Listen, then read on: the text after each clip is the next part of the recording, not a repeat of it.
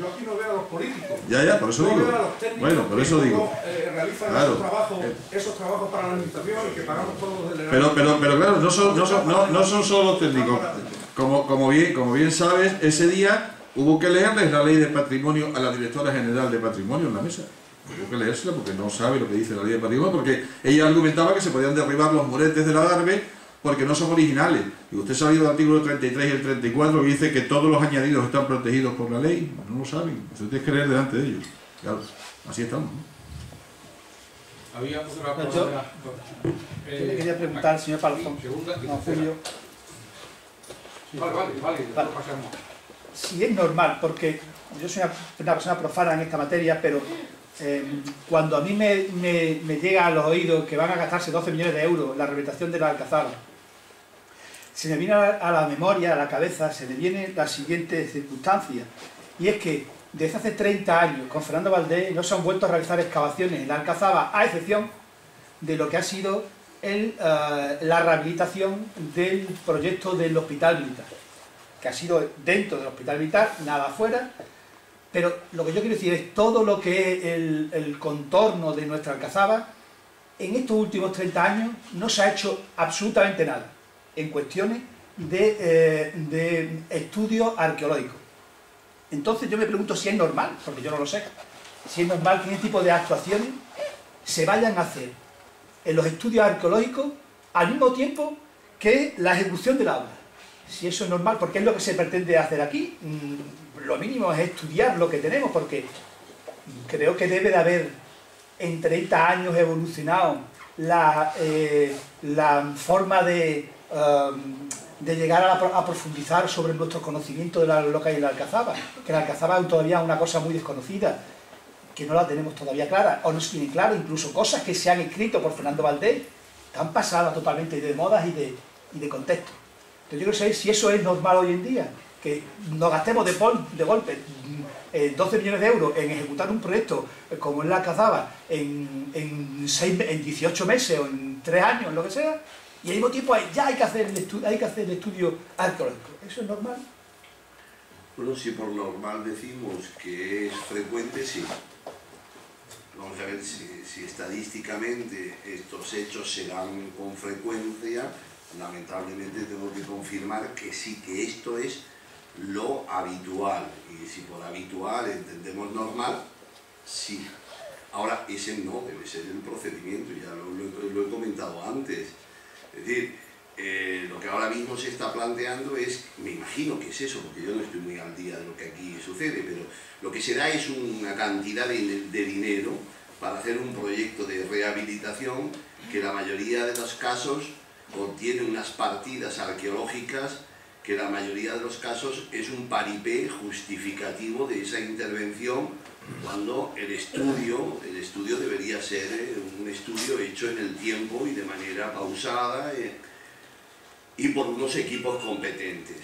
Lo lamentable aquí en Badajoz me da la impresión que teniendo un monumento de la magnitud que es la Alcazaba, teniendo unos precedentes ya antiguos de intervenciones en ella, no se hayan continuado esas investigaciones y no exista, porque yo desconozco, no sé, yo desconozco que exista ni una monografía sobre la Alcazaba, ni una planimetría arqueológica, yo no lo he visto, pero a lo mejor no existe. Es decir, eso es lo gravísimo. ¿Quiénes han sido los responsables de que eso no exista? No lo sé quiénes, porque no conozco la realidad local.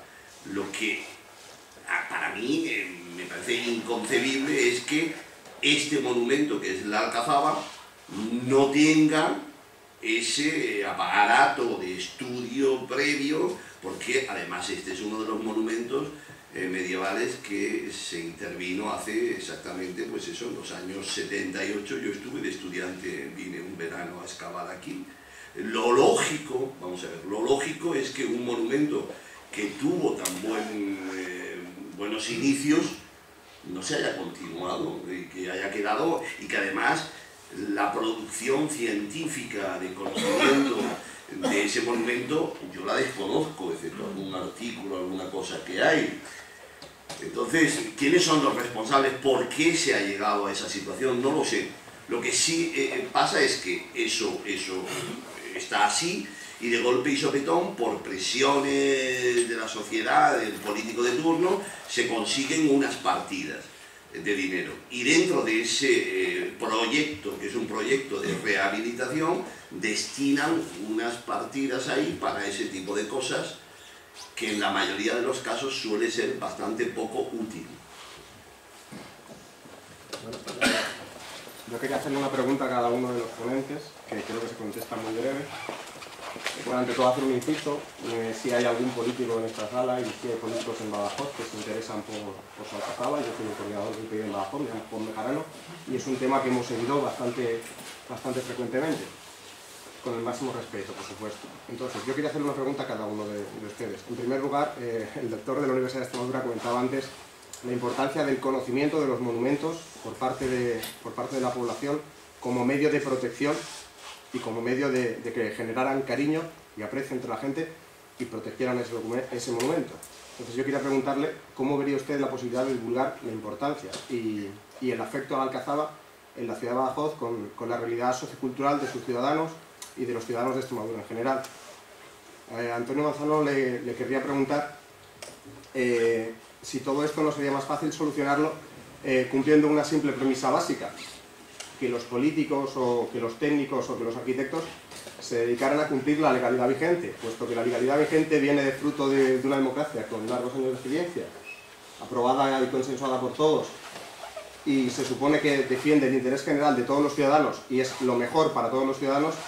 ¿Qué es lo que se siente cuando una comisión con un secretario de Estado de Vivienda que representa al Estado, o con una consejera de Cultura que representa a la Junta de Extremadura, o con el alcalde de Badajoz que representa a la ciudad de Badajoz, esas tres personas que se supone que deberían cumplir la ley, le dicen que no van a cumplir la ley sabiendo que no la cumplen? Y en tercer lugar, al señor don Julio Navarro, preguntarle en relación a lo que ha dicho antes, de que las partidas presupuestarias muchas veces eran privadas, aclararle que en el caso de Alcazaba Badajoz el 100% del dinero es público, y preguntarle si el tema de generar empleo, generar rendimiento, las limitaciones de espacio, todo lo que conlleva una intervención mínimamente invasiva, como el caso de la Alcazaba, teniendo ya un proyecto que han presentado desde la Asociación Cívica de Amigos de Badajoz, desde la plataforma, que propone un estudio arquitectónico serio, un estudio histórico serio, un estudio arqueológico serio, que encima resulta incluso más barato que los 12 millones de euros de dinero público que se van a emplear en el proyecto, y que yo creo que genera una mayor riqueza de empleo que un plan A, un plan B o un plan Z, puesto que crearía una industria turística tremendamente potente en la ciudad y pondría además un monumento como la Alcazaba en comunicación con sus ciudadanos. ¿Por qué cree que en este caso, conociendo esta realidad, con esta Alcazaba no se está realizando esto? Solo esas 8 preguntas. Bueno, por seguir el orden. He querido entender que me preguntaba usted, señor Bejarano, que cómo era posible o cuál era el papel para la concienciación o, por así decirlo, ¿no?, el conocimiento de la población del monumento según la realidad histórico-social que hay o algo así, ¿no? Sociocultural de Extremadura, sí. Sí, yo no sé si eso quiere decir que la realidad sociocultural de Extremadura es alta o es baja, o si quiere que me posicione a ese respecto. No, simplemente la que usted crea que es posible, qué actuaciones serían posibles en la realidad extremeña, simplemente. Bien.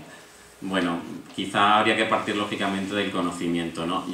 Hoy me ha pasado una cosa, lo comentaba antes con los compañeros, que es que he venido con titulados universitarios en autobús a Badajoz. Y por ser viernes, pues no es raro, ¿no? Y curiosamente, cuando llegamos a Badajoz, una de las imágenes más bonitas de Badajoz por la carretera de Cáceres es cuando se llega al Guadiana y se ve la Alcazaba, ¿no? Y yo creo que es la imagen quizá más romántica, ¿no?, en el sentido decimonónico, ¿no?, de Badajoz, ¿no? Y sin embargo, me preguntaba uno, ¿y de qué época es la Alcazaba de Badajoz? Si titulados universitarios no saben de qué época es la Alcazaba de Badajoz, pues lógicamente difícil será que otra gente que no son universitarios lo sepan, ¿no? En esto, como todo, siempre ha habido gente interesada y gente desinteresada. Quien tiene interés, pues no solo se preocupa por conocer lo que tiene al lado, sino que se preocupa por conservarlo, por mejorarlo, por difundirlo, por hablar bien de él. ¿Cuántas veces nos ha pasado aquí en Badajoz, y nosotros somos quizá los primeros culpables, que hemos hablado mal de nuestra ciudad, o que han hablado mal de nuestra ciudad? Y claro, cuando uno no valora lo que tiene, pues es posible que lo pierda. Y quizá eso esté pasando con la Alcazaba de Badajoz. ¿Qué habría que hacer? Pues lógicamente, como apuntan desde la política, se pueden hacer muchas cosas, ¿no? Concienciación urbana. ¿Qué mejor que un lavado de cara si quieres que estar guapo, ¿no? O qué mejor que un buen peinado, ¿no? Pues hagamos lo mismo con la Alcazaba. Bueno, nosotros que estamos efectivamente en contacto, porque me consta que están muy interesados en el tema de la Alcazaba y ya hemos tenido algunas reuniones, la pregunta es que ¿cómo te quedas en esas reuniones?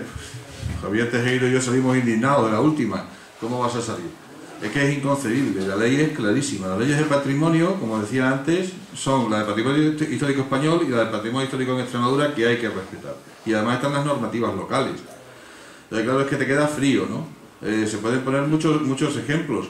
Y en el tema de la Alcazaba, del famoso cubo de la Alcazaba, nosotros tuvimos 6 meses reuniéndonos con las administraciones, con el director general de Patrimonio, el consejero de Cultura, el ayuntamiento, 6 meses, para que diesen su brazo a torcer, porque se veía ya en estructura que eso era una barbaridad, que era ilegal. ¿Por qué? Pues porque está destrozando el perfil de la Alcazaba, está destrozando el entorno e incumple pues varios artículos directamente de la ley de patrimonio. Se lo demostró con fotografías, con los artículos. ¿Y qué conseguimos? Nada. Se reunieron un día en el ayuntamiento y decidieron tirar para adelante. Hubo una concejala que dijo que si quedaba mal al final, pues se cortaba, pues iba a ser una tarta de bodas, ¿no? Y así estamos. Es que realmente esto es triste, pero es que esto es así. Y al final, ¿qué te queda? Después de esos 6 meses, pues irte a los tribunales, que es lo único que nos quedó, porque no hay otra. Que tampoco es solución, porque una vez que el daño está hecho, volver para atrás es mucho más traumático. Y es traumático para todos porque ahora lo tendremos que pagar entre todos. Si volvemos para atrás, no lo va a pagar el político responsable, que es el que debería pagarlo, por lo menos con su cargo. Y este es el gran problema que tenemos. Yo decía antes, políticos sin interés, efectivamente, o sin preparación, y técnicos, pues un poco a los que les da igual, todo les vale para poder seguir ahí. Y desgraciadamente es así, con la salvedad de que cuando nosotros denunciamos, llevamos 10 años de proceso, al abogado hay que pagarle, y le pagamos nosotros. Y al procurador de Cáceres hay que mandarle dinero, se lo mandamos nosotros, mientras que ellos se defienden con nuestro dinero. Que es terrible, ¿no? Pero es que es así. Y al final, si hay que derribar, pues lo derribarán con nuestro dinero. ¿A qué juegan los políticos? Pues está muy claro. Ellos construyen, ellos tiran para adelante porque tienen el poder de hacerlo. Piensas que tú nunca les vas a denunciar. Si les denuncias, piensas que nunca les van a ganar. Y si les ganas, piensan que nunca van a cumplir la sentencia. Desgraciadamente, todo es así. Y aquí hay 2 varas de medir. Alberto González está en la Comisión de Patrimonios Técnicos, yo he estado muchos años allí como miembro de Amigos de Badajoz, y realmente cuando se presenta un proyecto de Jerez de los Caballeros para que una viejina haga una ventana, pues se le piden 200 anteproyectos y 3 proyectos, y la pobrecina pues no tiene dinero para hacer una ventana en su fachada, mientras que puede llegar la Junta de Extremadura y hacer un cubo de hormigón blanco en la Alcazaba del siglo XII, o la Diputación y hacer un edificio de cristal en la Plaza de la Soledad, y no pasa absolutamente nada. En este caso es que es una obra singular. Pues chicos, si es una obra singular, ¿para qué hacemos una normativa? O sea, el asesinato está prohibido, pero claro, si la persona a la que se mata es mala, bueno, pues ya veremos. No, aquí no hay singularidad que valga, aquí hay una ley, hay una normativa que tenemos que cumplir, y punto. Y eso no se hace. Yo siento es que he venido malo a la mesa redonda y estoy torpón, no me he enterado bien de la pregunta. No me he enterado bien, pero por culpa mía, porque estoy... La pregunta era que, en primer lugar, usted comentaba el tema de la financiación de las rehabilitaciones de este tipo de monumentos. Pero yo no he dicho nunca que era privado, o por lo menos no he sido consciente. Que una gran parte del capital era privado y... No soy consciente, debo estar muy malo, Simplemente era por aclararle que en este caso el 100% del dinero era público. Ya. Y en segundo lugar, que teniendo en cuenta eso, y teniendo en cuenta lo que usted comentaba de las limitaciones de este tipo de monumentos, se crean de espacios, de usos que sean rentables, no sería un uso tremendamente rentable para la ciudad de Badajoz crear una industria turística basada en un monumento similar al que puede ser la Alhambra de Granada o tal, que podría crear una industria y un empleo y una riqueza mayor, por ejemplo, que la del plan E, el plan B o el plan Z? Bueno, no cabe duda que una buena gestión de patrimonio a medio y largo plazo puede ser muy eficaz desde el punto de vista de ir tejiendo una trama de intereses económicos asociados al patrimonio. Yo estoy convencido y creo en eso. Lo único que he señalado que nuestras democracias tienen una tentación continua, que es ese periodo corto, donde todo se mide en ese periodo, y eso hace que en todos los aspectos cada día las actuaciones de nuestros políticos sean más inmediatas y nunca se ven nunca hay un sentido, o casi nunca hay un sentido de futuro, porque la mayoría dicen después de mí que se hunda el mundo, y por lo tanto la inmediatez es lo que cada día más condiciona la actuación. A mí como alcalde o como delegado de cultura o consejero de cultura, mido las cosas en esta inmediatez de mi legislatura, y además voy a calcular que esto se empiece y se termine en mi legislatura. Todo lo que sea inversión a medio y largo plazo, por desgracia, no interesa, no tiene una rentabilidad electoral tal y como se entiende, y eso es un hecho que condiciona la actuación tanto de derecha como de izquierda, como de centro, de cualquiera. Vamos, por aquí. Yo quisiera resaltar un aspecto que es solamente puntual, pero que una y otra vez a mí me llama la atención recorriendo Extremadura. Y es un tema que ha mencionado el señor Navarro y también él, el del enfoscado, el lucido de los monumentos. Vemos monumentos que se han consolidado bien, se supone, su estructura, y se termina con una capa de cemento que la verdad es que lo afea por completo. Y yo me pregunto cómo gente técnica capacitada para rehabilitar eso no le llama la atención el darle un acabado semejante, ¿no? Yo estoy harto de ver, sea en mi pueblo, Jerez de los Caballeros, sea en otros sitios de Extremadura, pues iglesias. Es la bomba. Bueno, y lo ha mencionado él, referido a la Alcazaba, él también, y incluso yo diría que la torre de Espantaperros me sigue chocando un poco, ¿no? La imagen que desprende autenticidad de la antigua, y esa otra, pues que uno se queda sin una alegría completa de verla tal como está. Entonces yo digo, ¿por qué es tan difícil que los técnicos no cuiden ese detalle? Si no pueden utilizar enfocados con el material original, pues que usen unas tinturas o lo que sea, pero que nos dejen más, que nos choque así, vamos, del color cemento. No sé si están de acuerdo conmigo, ¿no?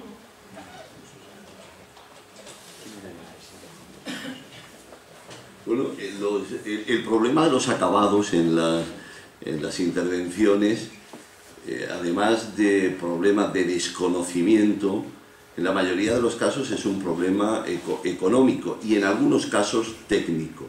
Por ejemplo, estas estructuras de tapial, un tapial que se ha erosionado, lógicamente se ha perdido. Estas murallas de aquí de la Alcazaba de Badajoz son murallas de tapial. El tapial resiste mucho, pero en el momento que es afectado por la humedad se deteriora y se descompone. No tienes más solución que consolidar y por lo tanto impedir que la pátina o el acabado esté desaparecido en su integridad. Pero en los casos donde quedan algunos, donde pueden quedar, siempre la consolidación de las epidermis de los edificios es costosa.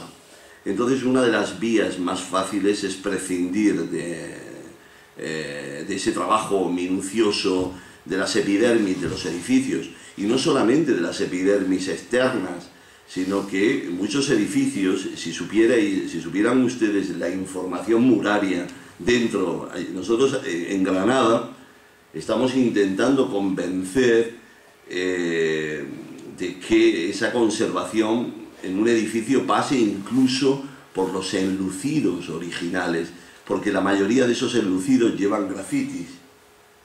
El problema es que en la mayoría de los casos es que eso, como no se busca ni se ve, y lógicamente es mucho más económico picar una pared y volverla a enlucir, que hacer todo un trabajo minucioso de bisturí, levantando capas y sacando esas superficies originales que tienen una información histórica valiosísima, con esos grafitis, incluso inscripciones en casas moriscas. Hace no mucho hemos encontrado las inscripciones en árabe de los últimos moriscos de esas casas que las hicieron.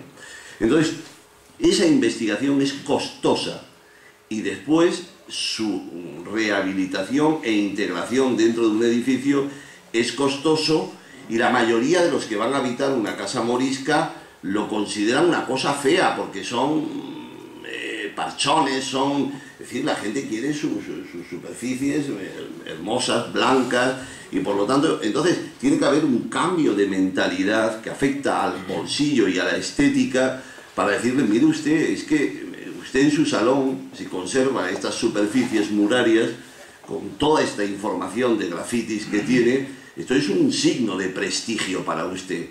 Pero todo eso es un proceso de mentalidad que es muy difícil ir consiguiendo adeptos que pidan eso, porque desde luego conseguir que esa habitación o esa fachada quede enlucida, nueva, flamante, hermosa, entre comillas, como mínimo es mucho más económico. Restaurar esos acabados, esa epidermis, tanto de fachadas como en caso que se conserven, porque en la mayoría de estos tapiales es que eso está perdido, irremediablemente perdido, Y entonces hay que admitir que en algunos casos, y con esto no voy a decir que lo que se ha hecho en la Alcazaba me guste en todos los...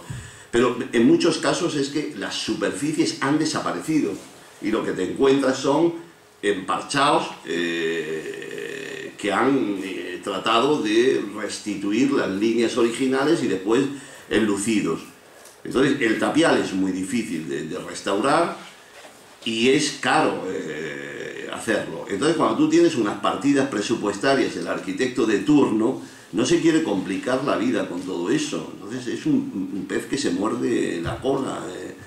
Entonces pues finalmente lo mejor es pégale un enlucido. Claro, es que en el momento que tú enfundas con una epidermis nueva una muralla, ha dejado, tú ya no la percibes, con razón ya todo el mundo dice, no, es que tengo una sensación de que eso es falso. Claro, obviamente, si yo ya no veo la muralla, yo lo que quiero es que se conserve esa pátina tiene un valor, pero claro, esa pátina no pasa tampoco por camuflarla y hacer cosas similares, sino porque donde exista una epidermis histórica conservada no se destruya y la integres en la nueva, en la restauración, pues eso sería lo... Pero eso siempre, insisto, es más costoso. Es decir, restaurar una muralla como Dios manda, de tapial, en general es mucho más costoso. Te obliga a discernir en esos estudios previos, a entender todo el proceso de cómo se hace un tapial, cómo se deteriora un tapial y cómo se ha reparado históricamente un tapial. Eso es caro, y después la información que has obtenido de eso te obliga a que ese conocimiento lo apliques, y por lo tanto un presupuesto, en algún caso de esas partidas, se pueden hasta doblar. Vamos a ver. Vale. Es un poco por tratar aquí algunas ideas, intentar también hacernos todos un poco partícipes de por qué no funciona bien todo el tema este de la Alcazaba, o cómo no llega a funcionar. Antes, sobre las puntualizaciones, ya es que en otros sitios, en otras provincias, en otras comunidades, lo que decías tú antes, que la arqueología de la arquitectura era una cosa que se aplicaba de una forma continua. Este debate se tiene, no en Badajoz, que es un tema, estos son los de Badajoz, los pueblos de Badajoz, los que no cuiden el patrimonio, en todas las ciudades. O sea, este debate se tiene. Quizás en Badajoz lo que sí más motiva es que existe una sociedad civil, un grupo a través de la asociación, porque sois más activos que en otros sitios. Pero es bastante común. Pero es común no solo en gente profana, porque muchas veces la asociación, en vuestro caso, intentáis llegar al profano, al vecino, y mirar lo que nos está pasando e intentar solucionarlo. Entre técnicos existe un debate muy duro de cómo se debe afrontar la restauración. O sea, los mismos técnicos a nivel nacional no se aplican. Dudo que haya más de 10 personas en España que hagan lectura de paramentos. Y digo viéndolos. O sea, seguramente Julio mejor que unos cuantos. Bien. Es un problema de formación y es un problema de aceptar lo que son los equipos. Se habla de equipos multidisciplinares, o sea, es el arquitecto, es el jefe y tiene 8 anexos que los grapa, que a veces ni los lee, pero mira, ha hecho un estudio de Cales, un estudio de no sé qué. Ahí están. Se habla de equipos pluridisciplinares más que pluris, en el que sí hay cierta relación entre ellos y bueno, pues hay por lo menos un lenguaje y no hablan en diferentes idiomas, porque muchas veces el historiador del arte al arquitecto le miras un poco de reojo y dices sí, el alarme de hormigón, prensado, de tal, no sé cuánto, ¿no? Y algo que se debe de buscar, que yo muchas veces lo hablo como equipos ya disciplinares simpáticos, o sea, que se quedan bien, generar equipos, o sea, que haya un equipo que esté funcionando. En Extremadura yo he vivido alguno, desde el punto de vista arqueológico, que ha podido ser, creo que durante años, o ciertos años, el consorcio de Mérida, en lo que a Mérida se refiere, sobre todo a la parte arqueológica. Arquitectónicamente desconozco ninguno. En fin, yo entro en Badajoz a través de hace ya años, con Hispania Nostra, como técnico de Hispania Nostra, valorando proyectos arquitectónicos por un dinero que venía de Europa, de los fondos Interreg y tal, haciendo valoraciones de edificios. Era espectacular la deficiencia técnica que tenía Extremadura, como casi toda España. O sea, pero este mismo problema que lo notéis en Badajoz como extremeños, pues tenéis que ir a Pamplona, que parece que Navarra es la cuna de la economía y de la bonanza y de tal, para ver barbaridades que se han generado, incluso los baluartes de Pamplona, con amenazas de muerte, con grupos políticos cruzados, unas cosas terribles en sitios, que es una cosa bastante común. Pero el trasfondo de todo es de verdad el conocimiento. Y es que los grupos, también las asociaciones, sois responsables, o los ciudadanos, cuando pedimos a la administración que haga cosas. Es que quizás lo último que pide la Alcazaba de Badajoz es que se le haga algo. Yo veo paños de Badajoz, de la Alcazaba, que eso no se va a caer en 40 años. Lo que hay que pedirle al ciudadano, no al ciudadano, al político o a los responsables, a los que nos están tutelando la cultura, es, por favor, generen equipos que sepan trabajar esto. Que no nos veamos después de 20 o 30 años sin tener ni idea de qué es la Alcazaba de Badajoz. ¿Alguien sabe si hubo una merina previa en la Alcazaba de Badajoz o se generó directamente una Alcazaba? ¿O alguien sabe el perímetro real interno, si existen o no existen muros internos que estén generando barbacanas internas? ¿Alguien conoce un perfil estratigráfico de la Alcazaba de Badajoz? ¿Alguien lo demanda? Si es que no lo estamos conociendo, ¿y a quién se lo vamos a pedir? Si es que no hay gente. Pero tiene razón, él como buen conocedor tiene toda la razón, es verdad. Y lo primero que hizo amigos hace ya muchos años, cuando pedía la rehabilitación de la Alcazaba en solitario, y bueno, pues hicimos no evidentemente un proyecto, sino pues una serie de ideas, un estudio por zonas de la Alcazaba, pero muy somero, muy de aficionado, y qué se podía hacer en cada una para darle utilidad. Y nosotros, que no somos técnicos, pues lo primero que pedíamos era un estudio arqueológico serio de toda la Alcazaba antes de intervenir en ella, no solo de los muros, sino efectivamente de qué hay dentro, ¿no? Habría que hacer primero un estudio arqueológico y ver después en qué consiste esa intervención. Ahora se hace al contrario. Ahora primero se diseña la intervención y conforme se va interviniendo se va estudiando, con lo cual te destrozas lo que te encuentres, ¿no? Es uno de los problemas. Se habla muy a menudo actualmente de que los edificios deben de estar de acuerdo con el entorno. Y yo pregunto, por ejemplo, el edificio de la Giralda, ¿está de acuerdo con el entorno? ¿Cuál es el entorno del edificio de la Giralda? ¿O del Museo Guggenheim de Bilbao? Bueno, evidentemente ese es el debate que hay hoy por hoy. Mi criterio es muy claro. Yo creo que hoy estamos en el siglo XXI. Y en el siglo XXI tenemos una visión revisionista del patrimonio y una visión revisionista también de la arquitectura. Y es lo que dice Javier Tejero, que no se pueden hacer pastiches, no vamos a hacer copias, no vamos a hacer una nueva Giralda al lado, o no vamos a copiar en la ampliación del Museo de Bellas Artes una fachada que esté al lado. Lo que hay que hacer es algo que sea neutro, que no tenga protagonismo hacia los demás. El problema es que lo que hoy se hace en la arquitectura no es hacer algo neutro, algo que encaje en ese lugar, sino que lo que se busca efectivamente es todo lo contrario, que es lo que decía Javier, es publicar en la revista que he hecho un edificio maravilloso en pleno casco histórico de Badajoz que destaca por encima de la ermita de las patronas. Y ese es el error, pienso yo. Yo creo que lo que hay que ir es una arquitectura en esos lugares delicados, adaptada. Adaptada no quiere decir hacer una copia de nada, sino hacer una arquitectura neutra que se pueda adaptar al ambiente y que no altere el ambiente, que no sea detonante del ambiente.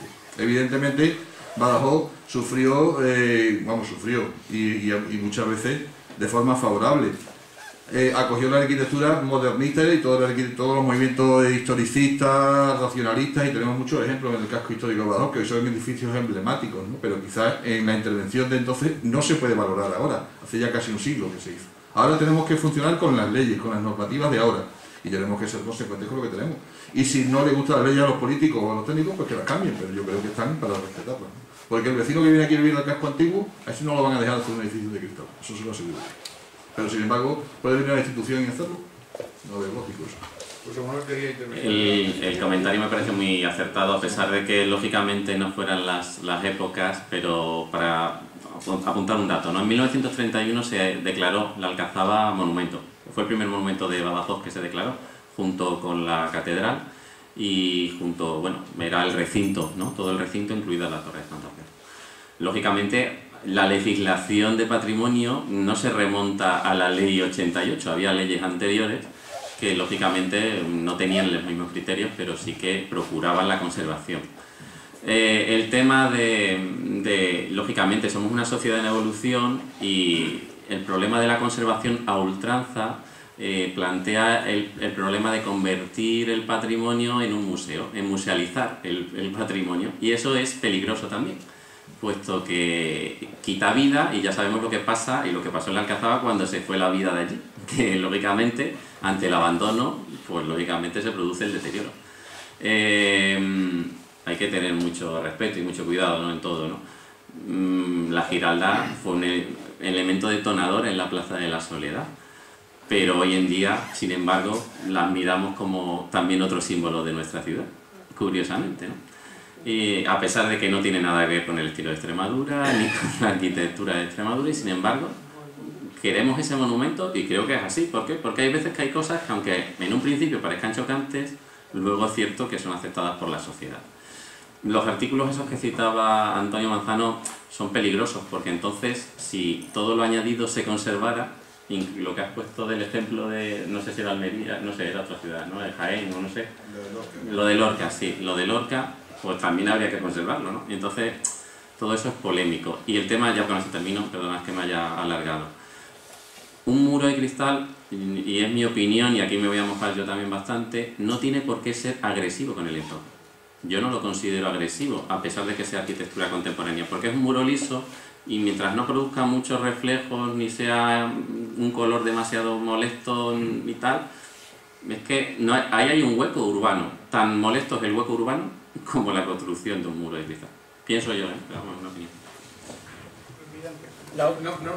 Perdón, vamos a seguir el orden, porque si no, yo sé que... Mira, Antonio, habéis demostrado tú en representación de vuestra asociación, desde luego, una sensatez tremenda en toda esta denuncia que habéis hecho, porque a través de ella primero es la opinión de la sociedad que os la ha dado, es decir, que estabais en la razón. La sociedad os ha apoyado porque ese cubo es feo, es molesto, es que miremoslo por donde lo miremos, es feísimo. Puede ser que la parte de la sociedad, como decía él, no entendamos de arquitectura, no entendamos de patrimonio, pero la sociedad la componemos entre todos y unos nos ayudan a pensar y a mejorar, y algunos nos enseñan a eso. Entonces, primero daros las gracias de la sociedad por esa denuncia. Esa denuncia porque habéis ido contra patrimonio, habéis ido contra la Junta, habéis ido contra el Ayuntamiento, y ganar a todo ello es duro. Habéis demostrado entonces una delicadeza, pero sobre todo habéis hecho para Badajoz que la próxima vez que se vaya a rehabilitar o a redestruir, porque no sé si han rehabilitado o han redestruido todo aquello, se lo piense. Y habéis demostrado que lo primero que se necesita es el estudio para ello, desde la sociedad. Entonces, desde la sociedad que tenemos de ello, os lo agradecemos. Pero ahora, llegando a este punto, se llega a que se requiere una solución. Y en esa solución para mí ni siquiera el juez llega a ser justo, porque otra vez vuelve a condenarnos a ti y a mí a pagar todo aquello, mientras que esa solución hubiera sido aquel que transgredió contra nosotros y nos lo quitó aquello. Tampoco puede ser la universidad, que se puso allí y ahora lo obligan a los chavales a estudiar y a irse fuera. ¿Vosotros desde vuestra sensatez veis alguna solución ahora posible para Badajoz y que no tengamos que pagar lo mismo a la universidad o tú y yo? Nosotros, efectivamente, dentro de esa sensatez que tú dices, yo recuerdo que de una reunión, no de esta sentencia, porque como esto sí que es una bomba que va detonando cada 2 años, cada vez que se produce una sentencia hay un revuelo mediático, que son tintas de ríos de tinta los que corren en los periódicos y bueno, muchas críticas que se soportan como se puede. Pero es verdad que cuando hubo una sentencia en firme, ya del Supremo, tuvimos una reunión en el Ayuntamiento de Badajoz. Yo fui con el abogado de la asociación, en representación de la asociación, y había técnicos y representantes de la universidad, de la Junta de Extremadura, del Ayuntamiento, de todas las partes implicadas, ¿no? Nosotros no nos competía buscar soluciones, evidentemente, pero sí que nos preocupaba ese asunto, porque nosotros apoyamos que la universidad se estableciese en la Alcazaba y en el Hospital Militar en un momento en que evidentemente nos pareció una buena idea, porque era una forma de darle vida al propio Hospital Militar y a la propia Alcazaba. Y bueno, era una medida, pues yo creo que lógica de apoyar. No era digamos el fondo de la cuestión lo malo, sino la forma, cómo se hizo, que realmente se hizo un cubo de hormigón innecesario además, porque era un edificio enorme que se podía haber aprovechado de otra forma. Se hizo no porque hiciese falta espacio, sino precisamente para que se significase que esos 2 técnicos se pudiesen publicarlo. Desgraciadamente es que esto es así. Entonces, en esa reunión que nosotros mantuvimos en el Ayuntamiento, después de la sentencia con ellos, hemos mantenido varias, pues se les dijo, y además yo llevaba unos planos yo no soy arquitecto evidentemente, pero sí que conozco un poco el edificio por lo que hemos ido viendo. Llevábamos unos planos de cómo estaba el edificio antes de la obra y cómo estaba después. Y cómo se perdían pocos metros en el edificio si se readaptaba, si se hacía una obra que no fuese un derribo total. O sea, que no fuese un derribo total de todo lo que se había hecho, porque había obras que se habían hecho de acuerdo con la ley, otras, digamos que son dudosamente legales, pero no impactan en el perfil ni en la Alcazaba, y digamos que no violan la ley de patrimonio literalmente, y hay otras que sí la violan. Entonces, dentro de esa distinguir un poco ese tipo de obras, nosotros hicimos algunas propuestas. Para que el edificio pudiese volver a la legalidad, el cubo se convirtiese en el cuerpo que había antes, salvando además el salón de actos y una planta para el despacho de los profesores, y realojar esos espacios que se perdían en el resto del edificio. Y eso lo propusimos nosotros desde un primer momento. Pero ¿tú sabes lo que nos propusieron ellos? Porque nosotros intervinimos en primer lugar. La propuesta, digo, bueno, ¿ustedes qué propuesta traen? La universidad, la Junta y el Ayuntamiento. Dice, no, nosotros ninguna. Digo, entonces, ¿para qué nos convocan? Dice, no, porque como ya habéis ganado y os han dado razón, pues ahora pensamos que ya os estéis quietos. ¿Tú te crees que así se puede hacerlo? Que desgraciadamente es tremendo.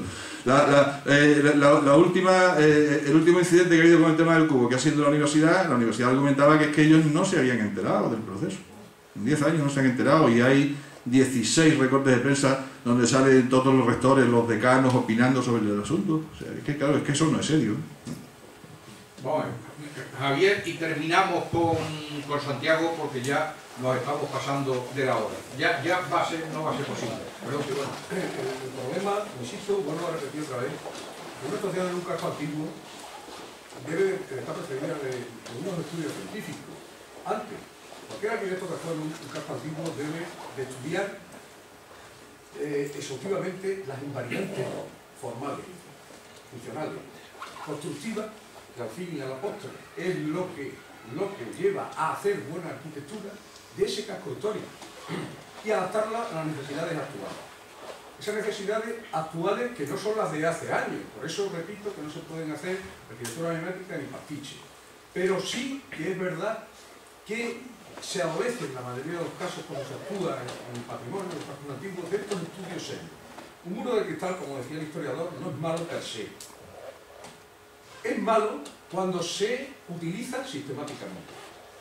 Y ese es el problema de la arquitectura de hoy, que es que se está haciendo arquitectura utilizando hormigón y vidrio sistemáticamente.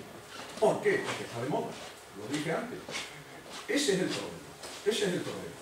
No es malo per se, se puede hacer arquitectura de cristal en un casco antiguo, pero hacerlo desde el conocimiento, como bien decía Julio Navarro, tras un estudio serio de esas necesidades, de esas invariantes formales, constructivas, ambientales, funcionales, que tiene la arquitectura de hoy. Pasamos entonces a Santiago Corchete.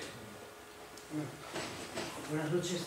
Yo quisiera, y además si me toca ser el último en el uso de la palabra, yo quisiera salir de mi ensimismamiento, de un profundo estado de malestar que he tenido toda la noche al ver la sensación de impotencia que había ante una realidad tozuda que nos está abochornando a todos los habitantes de esta ciudad. Y no quería, porque esa mesa ha sido bien intencionada desde su primera palabra hasta la última, no quería salir en este estado de ánimo de impotencia, de no se puede hacer nada, de que hay que seguir viviendo en la estupidez de los compromisos cívicos que tenemos con nuestra ciudad. Entonces yo quería primero públicamente manifestar mi adhesión incondicional al proceder de la Asociación Amigos de Badajoz, que nos ha dado a todos los ciudadanos, a los ciudadanos amorfos y a los ciudadanos apáticos de esta ciudad, como de otras ciudades han venido diciendo, nos ha dado una muestra de cordura, de sensatez y de compromiso con su ciudad y con su momento histórico. Por eso, seguir animando a esta asociación a que siga los pasos de la sensatez y que huyan los ciudadanos de esa sensación de demagogia que existe desde la Asociación de Vecinos del Casco Histórico hasta los políticos de turno, de que ¿dónde van los pobres chicos de la universidad?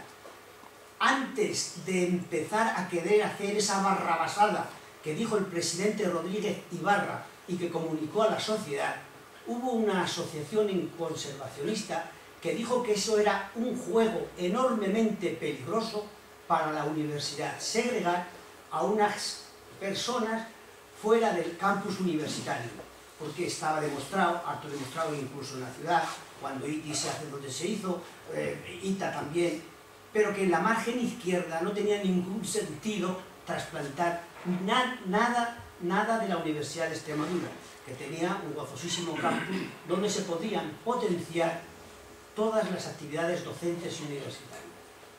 Entonces, desde aquel momento, ya un sector de la opinión pública extremeña se opuso a que jugaran los políticos con los destinos del alma mater de nuestra ciudad, de la Universidad de Extremadura. Ahí se quedó, y nadie, cuando dijo esta asociación conservacionista de que esa era una burrada, nadie se adhirió a esa postura, totalmente consecuente con la práctica de una universidad, donde hay que potenciar los equipos docentes, donde hay que minimizar los costes, hay que racionalizar tantas y tantas cosas. Después, aquellos polvos trajeron estos lodos. Por eso animamos a la Asociación de Amigos de Badajoz a que insista en que se cumpla la legislación vigente, y a los vecinos de nuestra ciudad que quieran escuchar esta molestar palabra, que no se juegue con la demagogia de los destinos de los universitarios, que esos están muy bien en la Facultad de Medicina, que pronto va a quedar vacía a medio plazo. Y segundo, el plan E, que está creado para la ocupación de la mano de obra, terrible problema social que tenemos en estos momentos, nos parece, bueno, pues que ahí está. Y no es cuestión de, en esta ocasión, pues analizarlo.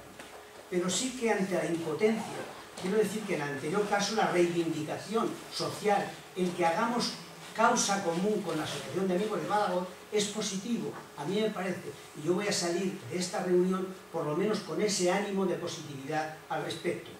Y en segundo lugar, esta falta, esta coincidencia de todos los ponentes y los invitados a la mesa redonda, en que, bueno, se carecen de estudios sistemáticamente, y que el doctor Julio Navarro nos ha dicho que a nivel nacional existe la misma problemática, ¿por qué no crear un plan E para la población universitaria española, donde arqueólogos, antropólogos, tantísimos equipos que están sin trabajo, señores, sin trabajo, puedan hacer un trabajo intelectual bien edificado, sólido, a corto, a medio y a largo plazo en aquellas demandas.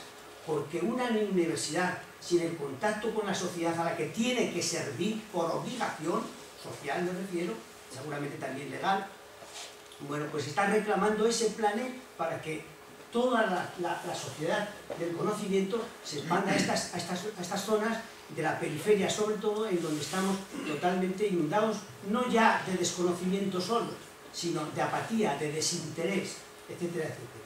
Muchas gracias. Bueno, para que no se quede con la palabra dentro, brevemente... No. Es que no, había recordado sobre... Y terminamos los ya. pantaperros que habían dicho antes si era cemento, ¿no? A mí me parece una burrada también el tema de lo que ha pasado en Alcazaba arquitectónicamente. Tampoco estoy contento con la torre espantaperros. Conste que no es cemento, es mortero de cal. Pero en la falta de esos equipos multidisciplinares, existe una decisión por parte de un empresario que maneja muy bien la cal, que seguramente es de las dos personas que mejor manejan la cal en la península ibérica, que es quien decide, frente al restauradora entonces, que con cal así es mejor. Y sí, se pica más, porque además yo solo llegué a ver, se picó más de lo que se tenía que picar, se quitó más de lo que se tenía que quitar. Y un poco por echarle el lazo a los arquitectos, si me estamos echando la culpa a los arquitectos, es verdad, es decir, hay arquitectos que diseñan bien, y hay cristal que se hace bien. Y os invito a ver una obra de cristal en Extremadura, que es la pared, es una medianería de cristal que se hace en el Palacio de Barrantes Cervantes de Trujillo. Quien quiera ver, es de Paco Jurado.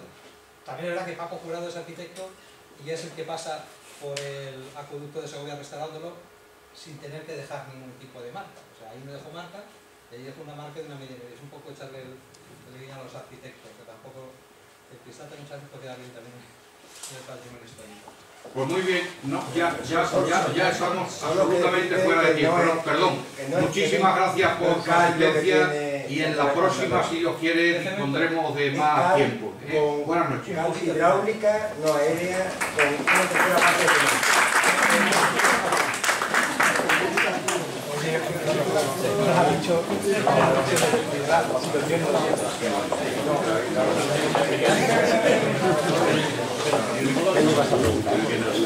Ahora, bueno, ahora me pregunto otra cosa.